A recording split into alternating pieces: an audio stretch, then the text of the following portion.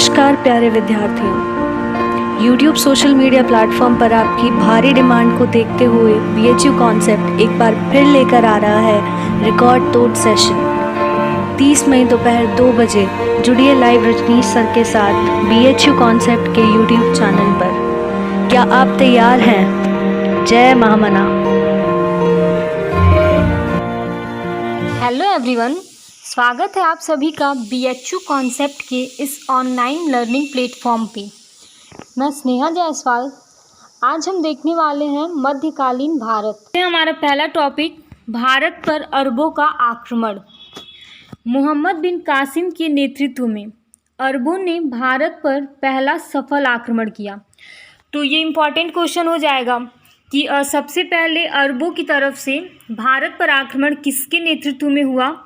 तो मोहम्मद बिन कासिम के नेतृत्व में, यानी कि मोहम्मद बिन कासिम ही पहले पर्सन था जिसने अरब की तरफ से भारत पर पहला आक्रमण किया। ये आक्रमण जो था वो 712 ईस्वी में हुआ था और इस आक्रमण में जो अरब थे उन्होंने सिंध पर विजय पाई थी और उस टाइम पे सिंध के शासक थे दाहिर। तो ये हो गया कि मोहम्मद बिन कासिम 712 AD में सिंध पर पहला आक्रमण करता है। वहाँ के शासक होते हैं दाहिर, उनको ये पराजित कर देता है और वो पहला आक्रमण करने में सफल होता है। भारत पर अरब वासियों के आक्रमण का मुख्य उद्देश्य धन दौलत लूटना और इस्लाम धर्म का प्रचार प्रसार करना था। तो मैक्सिमम जितने भी आक्रमण हुए उनका मुख्य उद्देश्य धन दौलत लूटना ही था। तो ठीक ऐसे ही जो अरब थे उनका भी मुख्य उद्देश्य धन दौलत लूटना और साथ ही इस्लाम धर्म का प्रचार प्रसार करना था। तो ये हो गया हमारा अरबों का भारत पर आक्रमण, जो कि 712 ईस्वी में मोहम्मद बिन कासिम के नेतृत्व में होता है और ये सबसे पहले सिंध पे आक्रमण करता है जहाँ के शासक होते हैं दाहिर। अब हम देखते हैं महमूद गजनी। अलप्तगीन नामक एक तुर्क सरदार ने 762 ईस्वी में गजनी साम्राज्य की स्थापना की। तो जो गजनी वंश है इसकी नींव रखी अलप्तगीन ने, और कब रखी? तो 762 ईस्वी में। तो 762 ईस्वी में गजनी साम्राज्य की स्थापना होती है और अलप्तगीन का गुलाम एवं दामाद सुबुक्तगीन था, जो कि 977 ईस्वी में राजा बना। तो सबसे पहले गजनी वंश में सबसे पहले अलप्तगीन आता है, फिर सेकंड नंबर पे आता है सुबुक्तगीन, जो कि 977 ईस्वी में राजा बनता है और सुबुक्तगीन का पुत्र होता है महमूद गजनी। और जो गजनी वंश है उसका सबसे जो महान शासक बोल सकते हैं वो महमूद गजनी ही होता है, जो कि सुबुक्तगीन का पुत्र होता है। और ये जो है मोहम्मद गजनी जो है वो 998 ईस्वी में गद्दी पर बैठता है। अपने पिता के समय गजनी खुरासान का शासक था। ये इम्पॉर्टेंट है कि जब सुबुक्तगीन के टाइम जो मोहम्मद गजनी था वो शासक बनने के पहले कहाँ का शासक था? तो वो खुरासान का शासक था। मोहम्मद गजनी 27 वर्ष की अवस्था में 998 ईस्वी में गद्दी पर बैठा। महमूद गजनी ने भारत में 17 बार आक्रमण किए। ये इम्पॉर्टेंट है कि भारत पर उसने कितनी बार आक्रमण किया, पहला आक्रमण कब किया, अंतिम आक्रमण कब किया और सबसे सफल आक्रमण किसे माना जाता है।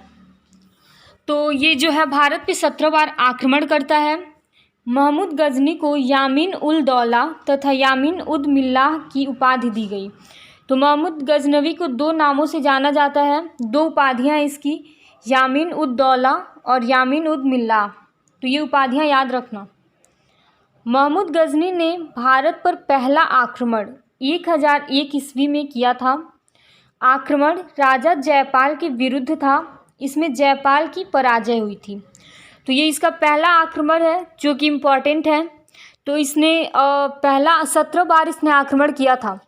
तो पहला आक्रमण जो है वो 1001 में किया गया, जो कि राजा जयपाल के विरुद्ध था और इसमें जयपाल की पराजय होती है और इसकी विजय होती है। महमूद गजनी का 1008 ईस्वी में नगरकोट के विरुद्ध हमले को मूर्तिवाद के विरुद्ध पहली महत्वपूर्ण जीत बताई जाती है। तो ये इम्पॉर्टेंट है कि जो नगरकोट के विरुद्ध हमला हुआ था उसके किसके विरुद्ध महत्वपूर्ण जीत बताई गई, तो मूर्तिवाद के विरुद्ध। तो 1008 में जो इसका आक्रमण था उसको मूर्तिवाद के विरुद्ध पहली महत्वपूर्ण जीत बताई गई। महमूद गजनी का सबसे चर्चित आक्रमण 1025 में सोमनाथ मंदिर पर हुआ था, जिसमें सोमनाथ मंदिर को लूटा गया था। तो ये सबसे इम्पॉर्टेंट है। महमूद गजनी से अगर कोई क्वेश्चन बार बार रिपीटेड है तो वो यही है कि इसने सोमनाथ मंदिर पे कब आक्रमण किया। तो 1025 में इसने सोमनाथ मंदिर पे आक्रमण किया और इसने सोमनाथ मंदिर से बहुत सारे धन लूटे और वो लेके वापस किया। सोमनाथ मंदिर की लूट में करीब जो सोमनाथ मंदिर को लूटा गया था उसमें करीब 20 लाख दिनार, तो जो पहले की मुहरें थी उन्हें हम दिनार कहते थे, तो लगभग 20 लाख दिनार की संपत्ति इसके हाथ लगी थी।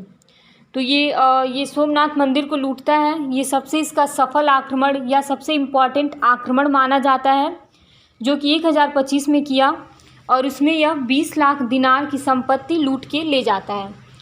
महमूद गजनी का अंतिम भारतीय आक्रमण 1027 ईस्वी में जाटों के विरुद्ध था। तो ठीक है, तो इसका अब हमने देख लिया पहला आक्रमण क्या था, अंतिम आक्रमण क्या था। इसने 17 बार आक्रमण किया। सबसे प्रसिद्ध आक्रमण सोमनाथ मंदिर पे जो आक्रमण किया गया था वो था जो कि 1025 ईस्वी में की गई थी। अलबरूनी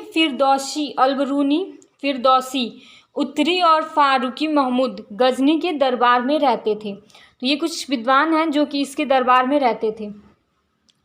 अब हमारा नेक्स्ट टॉपिक आता है मोहम्मद गौरी। 1173 में शहाबुद्दीन मोहम्मद गौरी ने गौर का शासक बना। मोहम्मद गौरी ने भारत पर पहला आक्रमण 1175 में मुल्तान के विरुद्ध किया। तो किसी भी शासक का पहला आक्रमण, अंतिम आक्रमण और उसका प्रसिद्ध आक्रमण क्या है ये इम्पॉर्टेंट है। तो जो मोहम्मद गौरी का पहला आक्रमण था वो 1175 में हुआ और किसके विरुद्ध हुआ, तो मुल्तान के विरुद्ध था ये आक्रमण। मोहम्मद गौरी का दूसरा आक्रमण 1178 में पाटन जो कि गुजरात का है, यहाँ इसके विरुद्ध हुआ था। यहाँ के शासक भीम द्वितीय ने गौरी को बुरी तरह परास्त किया। तो जो मोहम्मद गौरी का दूसरा आक्रमण था 1178 में पाटन जो कि गुजरात का है उसके खिलाफ, उसमें गौरी था वो परास्त हो गया था। उस टाइम वहाँ के शासक थे भीम द्वितीय, तो उन्होंने इसको परास्त कर दिया। तराइन का जो द्वितीय और प्रथम युद्ध है वो मोस्ट इम्पॉर्टेंट है। इसका ईयर इम्पॉर्टेंट है और ये किन किन शासकों के बीच हुआ ये इम्पॉर्टेंट है। तो तराइन का जो प्रथम युद्ध था वो 1191 ईस्वी में गौरी और पृथ्वीराज चौहान के बीच हुआ, जिसमें पृथ्वीराज चौहान विजयी हुआ। तो ये मोस्ट इम्पॉर्टेंट है। जो इसका मोहम्मद गौरी के जितने भी आक्रमण हैं उनमें जो सबसे इम्पॉर्टेंट आक्रमण है जो कि बार बार पूछा जाता है वो तराइन का ही युद्ध है। तराइन का प्रथम युद्ध, द्वितीय युद्ध किस ईयर हुआ, किन शासकों के बीच हुआ और इसमें कौन विजयी हुआ।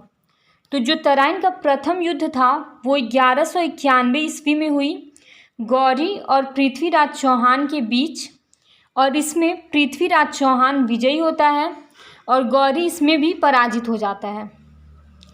अब हम देखते हैं तराइन का द्वितीय युद्ध। अगले ही साल गौरी फिर आता है, तराइन का द्वितीय युद्ध करता है जो कि 1192 में किया इसने, और ये गौरी और चौहान के, ये भी पृथ्वीराज चौहान और गौरी के बीच ही हुआ। दोनों जो तराइन का युद्ध था वो पृथ्वीराज और गौरी के बीच ही हुआ, लेकिन फ़र्क यही था कि जो प्रथम युद्ध था उसमें गौरी हारता है और पृथ्वीराज चौहान जीतता है, लेकिन जो दूसरा तराइन का युद्ध है उसमें गौरी की विजय होती है और पृथ्वीराज चौहान हार जाता है। तो ये इसका डेट याद रखना, कौन विजयी हुआ, किसके बीच हुआ, ये याद रखना। अब इसका जो अगला युद्ध है वो है चंदावर का युद्ध जो कि 1194 ईस्वी में गौरी और जयचंद के बीच हुआ। इस युद्ध में भी गौरी को विजय प्राप्त होती है। तो जो तराइन का द्वितीय युद्ध था उसमें भी ये विजयी होता है, और जो चंदावर का युद्ध है उसमें भी ये विजयी होता है।